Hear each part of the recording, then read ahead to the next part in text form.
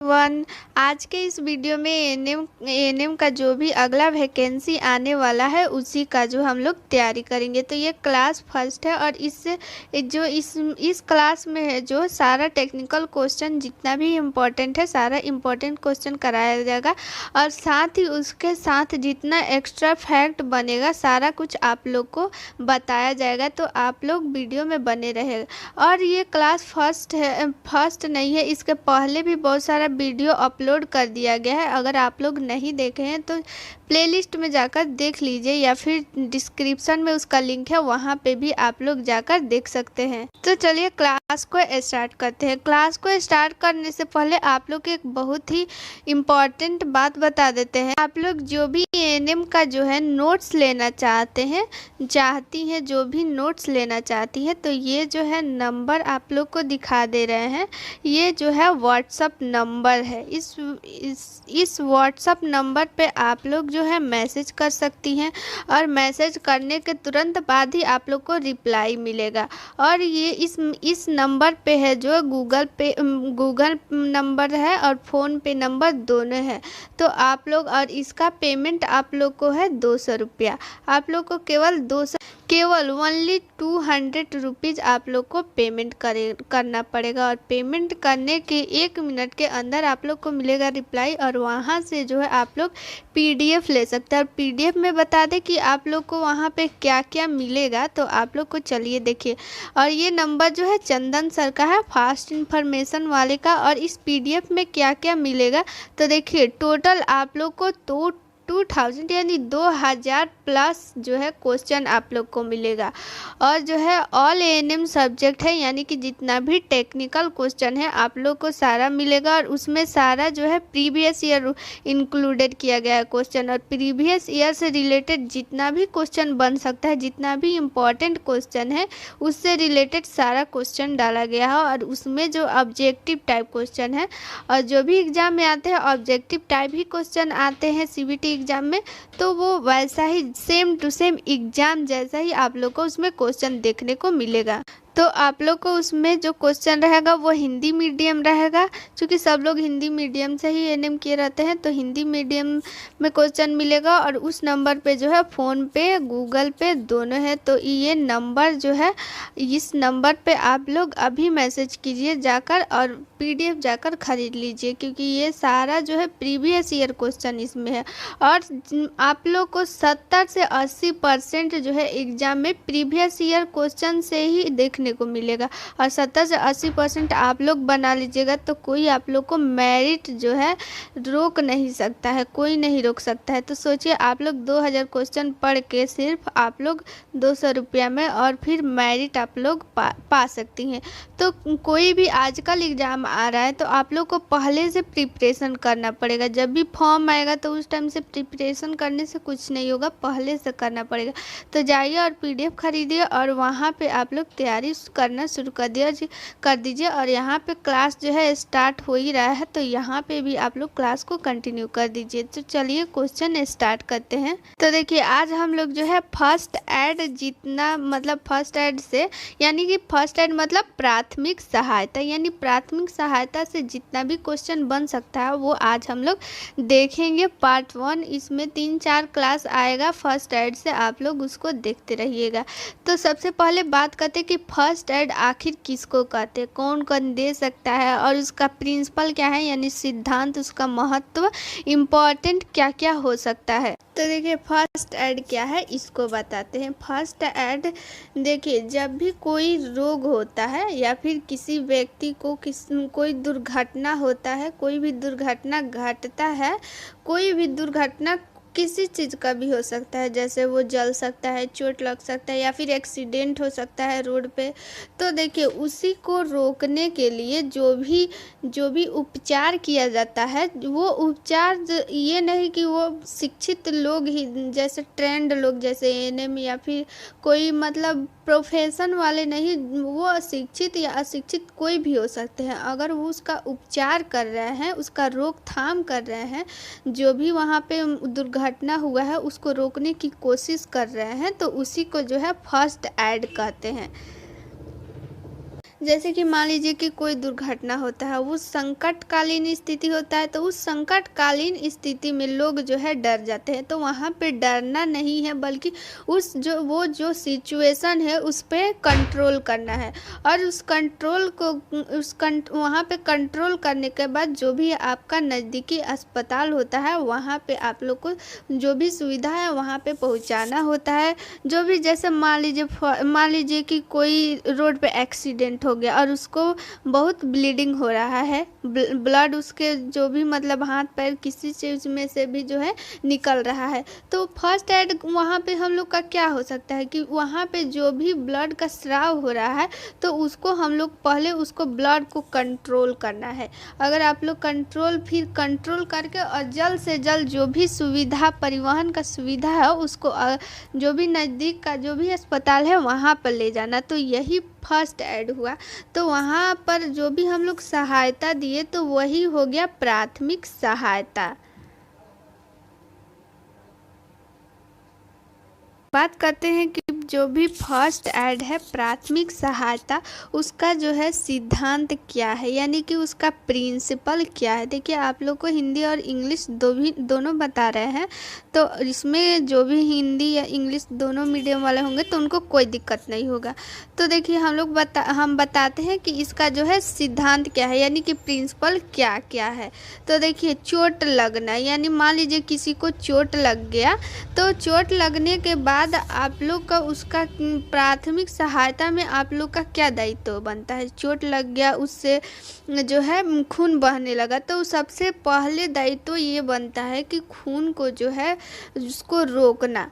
और first aid में क्या क्या किट में क्या क्या होता है ये सारा आगे बात बताएंगे कि जो भी मतलब कि जो भी एएनएम है तो उन लोग को पता है, आप लोग को पता है कि जो फर्स्ट एड में आप लोग को जो सब सेंटर होता है वहाँ पे एक फर्स्ट एड किट का एक बैग मिलता है और उस बैग में क्या क्या सामान होता है तो वो आप लोग को पता होगा और बता भी देंगे कि उसमें बैग में क्या क्या होता है और क्या क्या जो इम्पोर्टेंट है वो होना चाहिए।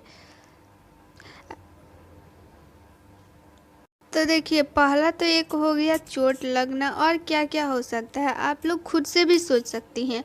जैसे कि मान लीजिए कोई व्यक्ति जल गया, तो जल गया मतलब कोई मान लीजिए कहीं आग लग गया है और वहाँ पे उसके अंदर मतलब व्यक्ति है तो जल रहा है, तो आप लोग की प्राथमिक सहायता वो लोग उन लोग को आप लोग क्या दे सकती हैं।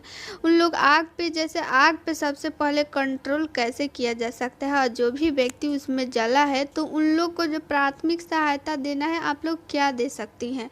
तो जो भी व्यक्ति जला है तो उसको आगे बताएंगे, आगे सारा ये बात आएगा कि कैसे उस पर कंट्रोल करना है। सबसे पहले अभी यहाँ पे सिद्धांत केवल बता रहे हैं, जैसे जलना हो गया, चोट लगना हो गया। और प्राथमिक सहायता के सिद्धांत में ये भी आता है कि परिवहन का सुविधा प्रदान करना। जैसे अब मान लीजिए कि वो आदमी जल गया है तो वो प्राथमिक सहायता से तो ठीक नहीं हो सकता है ना, उसको तो अस्पताल में जाना पड़ेगा, हॉस्पिटल में जाना पड़ेगा। तो उसके लिए जो भी ट्रांसपोर्टेशन का जो भी सुविधा है उसको प्रदान करना पड़ेगा। अगला क्या हो सकता है कि मान लीजिए कि किसी को फ्रैक्चर हो गया, कोई चल रहा है मोच आ गया, फ्रैक्चर हो गया, तो उसको क्या, तो ये भी जो है प्राथमिक सहायता आप लोग ये भी प्राथमिक सहायता में आ सकता है। कोई बेहोश हो जा रहा है, मान लीजिए अभी गर्मी का टाइम चल रहा है तो कोई बेहोश हो जा रहा है धूप के, तो आप लोग का प्राथमिक सहायता क्या दे सकती हैं। तो ओआरएस का घोल दे सकती हैं, नींबू चीनी पानी अगर वहाँ पे उपलब्ध हो सकता है तो ये चीज़। और रक्त का जो नियंत्रण है वो प्राथमिक सहायता में भी आता है। और श्वसन क्रिया को, जैसे मान लीजिए कि एक्सीडेंट हो गया या फिर कोई बेहोशी हो गया तो वहाँ पे जो भी श्वसन की क्रिया है उसको चालू रखना, सीपीआर देना, ये भी जो है फर्स्ट एड में आता है। तो आप लोग को आगे बताएंगे कि कैसे क्या करना है। तो चलिए क्वेश्चन जैसे जैसे आते जाएगा तो उसके बारे में जो है हम बताते चलेंगे। तो चलिए फर्स्ट क्वेश्चन देखते हैं। फर्स्ट क्वेश्चन ये कहता है प्राथमिक सहायता के सिद्धांत नहीं है, यानी कि इसको क्वेश्चन को ठीक से पढ़ना है। बहुत लोग जो है एग्जाम में जल्दी जल्दी के कारण नहीं को नहीं पढ़ते हैं, और नहीं को जब नहीं पढ़ेंगे तो उन लोग का आंसर जो है गलत। इसलिए शांत अच्छा मन से जो है क्वेश्चन पढ़ना है, क्योंकि ऐसे हड़बड़ा जाने से जो भी क्वेश्चन मतलब इजी क्वेश्चन जो है ऐसे गलत हो जाता है। तो ऐसे नहीं करना है। तो चलिए आप लोग को फर्स्ट क्वेश्चन, आप लोग अगर ऑप्शन आप लोग को अच्छा से पढ़ना है तो वीडियो को पॉज कर सकते हैं और फिर पढ़ के आप लोग उसका आंसर खुद से ढूंढिए। उसके बाद से जो हम आंसर बताएंगे तो वो आप लोग मैच कीजिए कि आप लोग का आंसर सही है या गलत। तो देखिए ऑप्शन नंबर फर्स्ट ये कहता है कि रक्त नियंत्रण, श्वसन क्रिया बंद करना, सही जानकारी देना, सुविधा प्रदान कर, परिवहन सुविधा यानी परिवहन का सुविधा प्रदान करना। तो अभी आप लोग को प्रिंसिपल बताए हैं, तो आप लोग उसमें देखिए आप लोग ये खुद से भी सोच सकती हैं कि सहायता, प्राथमिक सहायता के सिद्धांत क्या नहीं हो सकता है। तो देखिए श्वसन क्रिया बंद करना, तो श्वसन क्रिया बंद करना उसका सिद्धांत है नहीं, श्वसन क्रिया चालू करना उसका सिद्धांत है। प्राथमिक सहायता क्यों दिया जाता है? उसको जो भी सिचुएशन है उस टाइम के लिए, जो भी मतलब हॉस्पिटल जाने के टाइम तक उसको कंट्रोल किया जा सकता है। जब तक कोई भी डॉक्टर नहीं आ रहे हैं तब तक जो है उस सिचुएशन को कंट्रोल किया जा सकता है। तो कंट्रोल कैसे किया जा सकता है? श्वसन क्रिया को बंद करके नहीं ना, श्वसन क्रिया को चालू करके। तो इसका ऑप्शन नंबर बी आंसर हो जाएगा। अगला क्वेश्चन देखते हैं। अगला क्वेश्चन क्या कह रहा है कि प्राथमिक सहायता का महत्व है, यानी कि इसका इम्पोर्टेंट क्या हो सकता है। तो देखिए इसका इम्पोर्टेंट क्या है? व्यक्ति की जान बचाना, दर्द को बढ़ाना, स्वास्थ्य बिगाड़ना, उपरोक्त सभी। तो इसका आप लोग आंसर सोचिए कि क्या हो सकता है, आप खुद से सोचिए। तो इसका आंसर क्या हो जाएगा? ऑप्शन नंबर ए, व्यक्ति की जान बचाना। देखिए प्राथमिक सहायता क्यों दिया जाता है? क्योंकि जैसे मान लीजिए कि व्यक्ति की जान बचाना कैसे, कि मान लीजिए एक्सीडेंट हो गया, उसको ब्लीडिंग हो रहा है, तो आप लोग अगर ब्लड पे कंट्रोल कर दिए कि वहाँ से स्राव ना हो, तो उसके जो बॉडी में है ब्लड का कमी नहीं रहेगा। कमी जब नहीं होगा तो उसका जान बचा लिए ना आप। और जो भी मतलब उसको दर्द हो रहा है तो उस जो भी किट होता है फर्स्ट एड में, किट में क्या क्या होता है देखिए आप लोग को बताते हैं कि फर्स्ट एड किट में क्या क्या होता है। सबसे पहले उसमें क्या होता है? मरहम पट्टी, जिसको गॉज पीस कहते हैं, गॉज पीस कहते हैं। और मरहम पट्टी भी बहुत तरह का होता है, जैसे तिकोना, गोलाकार। तो ये सारा कुछ जो होता है वो फर्स्ट एड में।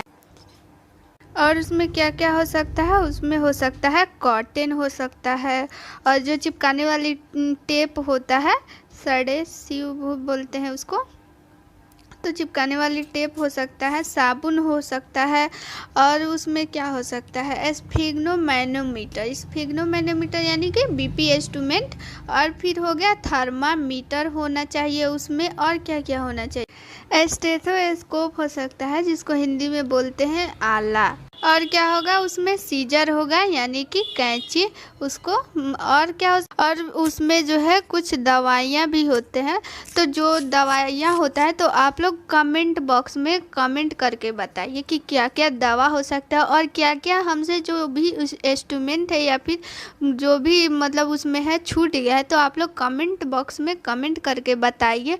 और आप लोग अगर जो भी नहीं बता पाएंगे तो अगला वीडियो में उसको हम बता देंगे कि और क्या क्या हो सकता है। तो चलिए अगला क्वेश्चन देखते हैं कि अगला क्वेश्चन क्या कह रहा है। तो अगला क्वेश्चन देखिए क्या बोल रहा है कि जो प्राथमिक सहायता किन से उपकरण होते हैं। देखिए इसमें टाइपिंग मिस्टेक है, आप लोग को हम बता दे रहे हैं कि यहाँ पे क्या होगा कि प्राथमिक सहायता में कौन कौन से उपकरण शामिल हो सकते हैं, कहने का मतलब ये है। तो देखिए थर्मामीटर, स्फिग्नोमैनोमीटर यानी कि बीपी इंस्ट्रूमेंट, स्टेथोस्कोप यानी कि आला, उपरोक्त सभी। तो इसका राइट आंसर क्या हो? उपरोक्त सभी। अभी हम आप लोग को बताया कि क्या क्या होना चाहिए, तो इसका राइट आंसर हो जाएगा उपरोक्त सभी। आप लोग को अगर ये वीडियो अच्छा लगे तो कमेंट बॉक्स में बताइए कि आप लोग को इसका अगला जो भी वीडियो चाहिए कि नहीं। तो चलिए पांचवा क्वेश्चन देखते हैं कि पांचवा क्वेश्चन क्या कर रहा है। खुला घाव का हिस्सा है। तो सबसे पहले बात करेंगे कि घाव जो है कहते किसको है। घाव किसको कहेंगे? तो देखिए बॉडी का जो भी यानी शरीर की जो भी स्नायु का सिलसिला जो है टूट जाने से घाव बन जाता है। जैसे स्नायु मतलब क्या हो गया? मसल्स, इसको इंग्लिश में बोलते हैं मसल्स। ये मान लीजिए हो गया हाथ, तो यहाँ पे घाव हो जाता है तो यहाँ की जो है मसल्स का जो भी कनेक्टिंग इसका जो भी होता है वो तो हट जाता है ना, यहाँ पे घाव हो जाएगा तो इसी को घाव बोलेंगे। जो भी सिलसिला है वो टूट जाता है तो इसको बोलेंगे कि घाव। इसमें से रक्त बहता है और यहाँ पे मतलब घाव हो गया तो यहाँ से रक्त बहेगा ही, और जो भी मतलब यहाँ से रोग फैलने वाले कीटाणु बाहरी जो भी मतलब हानिकारक पदार्थ तो यहाँ से जो है मतलब पहुँच सकते हैं बॉडी में। तो इसलिए घाव को जो भी है उसको खुला नहीं छोड़ना चाहिए। तो देखिए क्वेश्चन बोल रहा है खुला घाव का हिस्सा है चीरा, घात नहीं होगा, यहाँ पे होगा घाव, गुम चोर घाव, रक्त गुद घाव, उपरोक्त सभी। तो इसका राइट आंसर आप लोग बताइए। अगला क्वेश्चन देखते हैं कि अगला क्वेश्चन क्या है। अगला क्वेश्चन नंबर 6 ये बोल रहा है कि बंद घाव का हिस्सा क्या है? तो छत विघत घाव, छिद्र घाव, गुमचोर घाव और उपरोक्त सभी। तो इसका राइट आंसर क्या है? ऑप्शन नंबर सी, गुमचोर घाव बंद ही घाव का जो है वो हिस्सा है। बात करते हैं घाव को जो है ठीक कैसे करेंगे। तो घाव को कैसे ठीक कर सकते हैं? जो भी मान लीजिए आप लोग को ये फिंगर हो गया तो यहाँ पे मान लीजिए घाव हो गया, तो इस घाव में जो भी अगर बाहरी जो भी वस्तु हो उसको सबसे पहले निकालने का कोशिश करेंगे कि वो निकल जाए, और जो रक्त बह रहा है तो उस पर कंट्रोल करेंगे और घाव को हमेशा ढक के रखेंगे। उसको जो है बैंडेज पट्टी जो भी है उसको करके रखेंगे, ठीक है। और बॉन्डेज को जो है समय समय से उसको चेंज करते रहना चाहिए। अगला क्वेश्चन बोल रहा है कि आँख में जो बाह्य वस्तु प्रवेश करने के चिन्ह क्या हो सकते हैं। तो ये तो सब कोई अपने मन से भी सोच के बता सकता है। तो ऑप्शन नंबर ये 1 है, आँख में पानी गिरना, आँख लाल होना, आँख में दर्द होना, उपरोक्त सभी।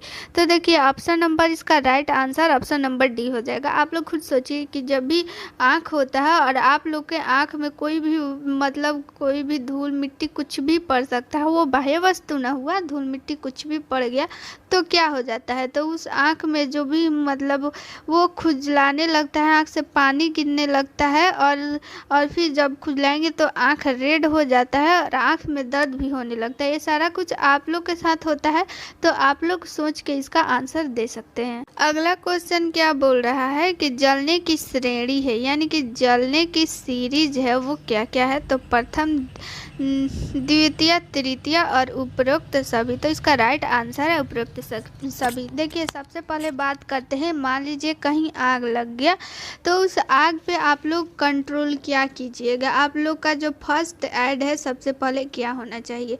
तो जो भी मतलब आग लग गया तो उसको आप लोग कैसे बुझाइएगा। तो उसको बुझाने के लिए आप लोग उसमें आप लोग को क्या डालना पड़ेगा, बालू डालना पड़ेगा। जो भी आदमी अगर उसमें है तो उसको जो है कंबल ओढ़ाना होता है, उसको कंबल ओढ़ाइए ताकि वो जो है आग बुझ जाएगा। तो उसमें अगर आग में जो है कभी भी जो है पानी नहीं फेंकना चाहिए भूल कर भी, और वो अगर पानी जाएगा तो जल्दी से आग पे कंट्रोल नहीं हो पाएगा। अगला क्वेश्चन देखते हैं। 9 नंबर क्वेश्चन क्या कर रहा है, जलने के कारण है। जलने के कारण क्या क्या हो सकता है, यानी कि जलने का कारण बताना है कि किस कारण से जल सकते हैं। तो सूखी उष्मा, रासायनिक के कारण, और ऑप्शन नंबर सी है विद्युतीय, और चौथा है उपरोक्त सभी। तो इसका राइट आंसर उपरोक्त सभी, यानी आप लोग इलेक्ट्रिसिटी से भी जल सकते हैं, और रसायन यानी कि बहुत सारा केमिकल है जो आप लोग को हाथ जला सकता है, और ऊष्मा से भी हाथ जलता ही है, ऊष्मा तो सबसे ज़्यादा जलाएगा।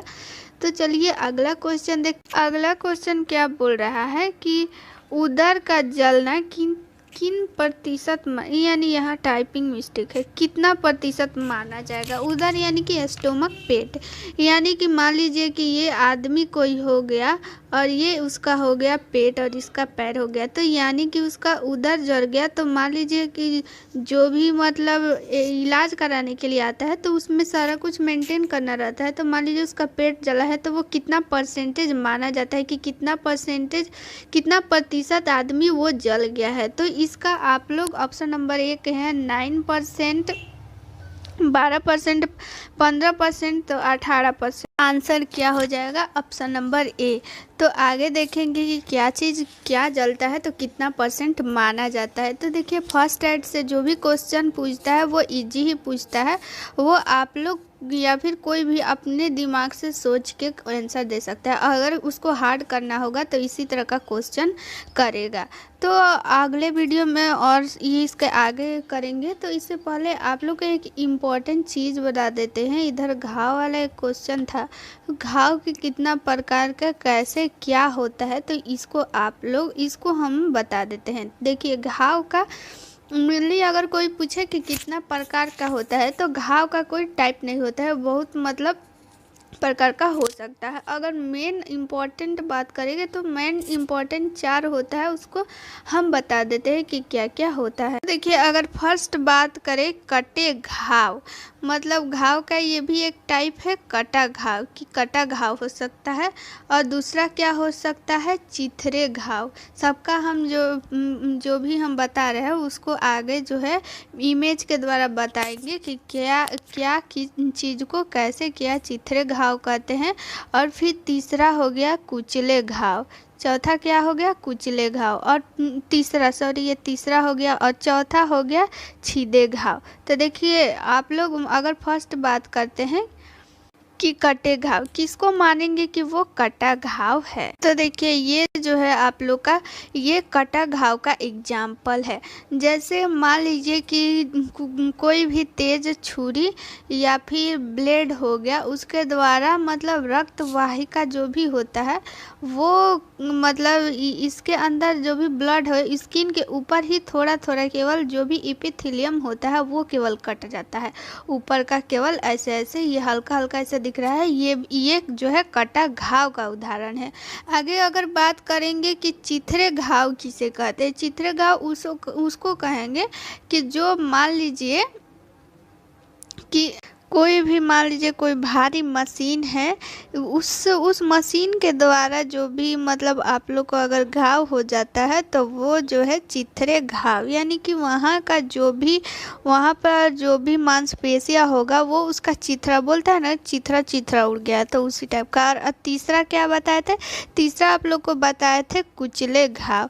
तो कुचले घाव यानी कि इससे भी नाम से ही पता चल रहा है कि कुचला, यानी कि आप लोग को कोई भी कुचल, अगर आप लोग को नहीं मतलब किसी को भी अगर वो कुचल जाता है, जैसे कोई मतलब जानवर ही चल रहा है तो उसके पैर से लगे तो वो कुचल जाता है। या फिर मान लीजिए मेला में जाते हैं, बहुत भीड़ भाड़ रहता है तो किसी पैर से कुचल जाता है तो वहाँ भी घाव बन जाता है, वो कुचले घाव का उदाहरण हो गया। चौथा बात करते हैं छीदे घाव किसे कहते हैं, तो इसको भी आप लोग को इमेज के थ्रू बता देते हैं कि छीदे घाव किसे कहेंगे। तो देखिए ये जो है वो छीदे घाव का एग्जाम्पल है। छीदे घाव किसको कहेंगे? जो भी तेज चाकू मतलब धारदार चीज़ से आप लोग को आप लोग को नहीं, बार बार बोल दे रहे हैं, धारदार चाकू हो सकता है या फिर कोई भी हथियार हो सकता है तो उससे लग जाए। और ये जो भी छीदे घाव होता है, ये जो घाव होता है वो गहरा घाव होता है। देखिए ये भी जो भी एग्जाम्पल है वो छीदे घाव का ही एग्जाम्पल है। तो अगर मान लीजिए कि किसी का हाथ कट जाए तो वहाँ पे हम लोग का प्राथमिक जो भी उपचार है वो क्या हो सकता है? सबसे पहले मान लीजिए कि उसका हाथ कट गया, ये देखिए आप लोग मान लीजिए कि एक्सीडेंट हो गया फिर हाथ कट गया उसका, तो सबसे पहले हम लोग क्या करेंगे कि जो भी उसका हाथ है या फिर कोई भी अंग है उसको कोशिश करेंगे कि उसको ऊपर की तरफ करें। जैसे अब इसका हाथ कट गया तो उसको ऊपर उठा देंगे ताकि जो भी मतलब ब्लड सर्कुलेशन हो रहा है तो वो ऊपर की तरफ कम ऊपर ऐसे कर कर देंगे हाथ को तो ब्लड सर्कुलेशन जो है धीमा हो जाएगा और रक्तस्राव जो है कम हो जाएगा। उसके बाद से ऊपर करके जो भी उसका बैंडेज ये सब करना है वो सब करेंगे। तो चलिए आज के लिए इतना ही, और आप लोग को वीडियो अच्छा लगे तो वीडियो को लाइक कर दीजिएगा, और अगला पार्ट आप लोग को कल मिल जाएगा। तो मिलते हैं नेक्स्ट वीडियो में। Thank you.